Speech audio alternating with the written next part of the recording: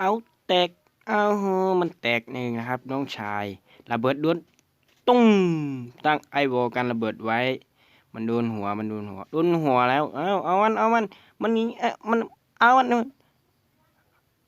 เอาจนได้ตุ้งตั้งไอวอลเอาแตกเอาโหเกือบแตกมาตั้งไอวอลเข่าเหรอเอามึงหดเกินโดนระเบิดนะเอาระเบิดไปกินตุ้งเอาไม่ซ้ำนะครับไม่ซ้ำมันมาชูเพื่อนอยู่ต้อง2 คิวบุ้งเน่มันแตกแล้วเพื่อนทำอะไรอยู่โดนเน่โดนซ้ำเลยครับซ้ำเลยปุ้งมันโดดมันดุนแล้วมันโดดลงลงด้านล่างเลยโดดจุ้งมาชูเพื่อนแล้วเน่มันแตกแล้วเพื่อนกูแตกโดนแล้ว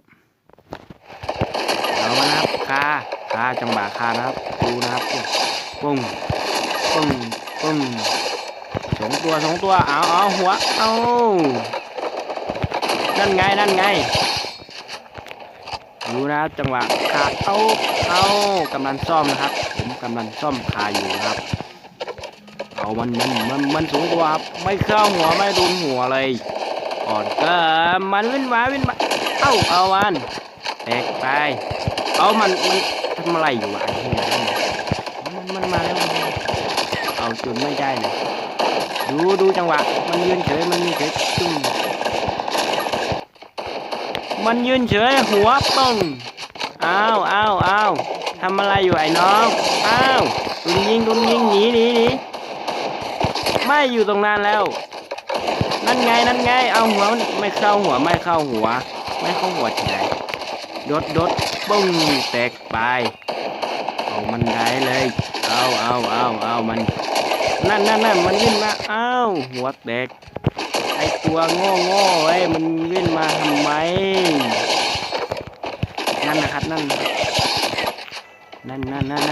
ดูตัวสีดำมันอยู่ด้านขวามีตัวครับปุ้งด้านขวาปุ้งแตกไป3มีตัววิ่งหนีเอามันจังหวะตุ้งมันยิงกันอยู่ปุ้ง2 คิวไปนะครับนั่นนะครับตั้งไอวอลกันเอาไว้มันยืนเฉยมันเอากระทะยืนเฉยเอาจังหวะนี้มันโยนไปมันขึ้นมามันขึ้นได้แล้วมันไม่ลงตัวโหมันวิ่งต้องตามหัวแตกไปดูลูกซองนะครับดูนะครับดูจังหวะลูกซองนะปึ้งแต่ไม่เข้าหัวนะผมไม่แน่นหัวแล้วผมไม่เข้าหัวดูตั้งไอบอกไว้มันมาชุบเพื่อนอยู่เดาไป2 คิวเลยครับมันไอตัวโทษมันได้ทำอะไรอยู่วะไม่ส่งตัวบอดคิวมันยังเข้าเพื่อนอยู่มันยังเข้าเล่นถ้ามันไม่ได้เข้าเพื่อนติดตามวันนี้เอาหัวเข้าไปเล็กน้อยครับดูจังหวะลูกส่งไปมันไม่ดูนะจังหวะลูกส่งไป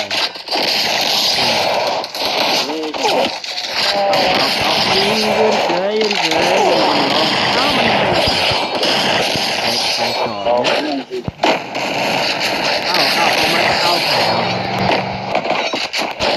่จะมาทำไมไม่รอดนะครับไอตัวเขาที่ครับไอตัวนี้นะครับมันโหดนะไอโง่มันไม่เอาคืนตัวเขาเจอกับอายาตุนะครับไอตัวมันเป็นฮายาตุตัวของโหดนะครับนั่นเฉยใครครับ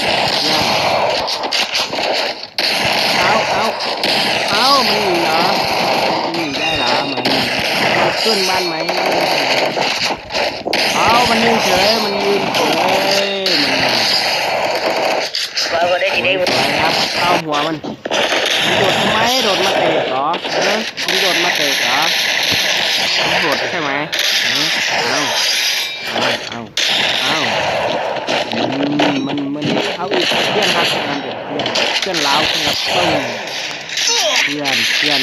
เพื่อนเจอเพื่อนแล้วบัดนี้เพื่อนแตกเอาแตกดีดุนนะครับเอาไอเฮียมึงเก่งเกินปึ้งสวัสดีครับเกมนี้จบแค่นี้นะครับ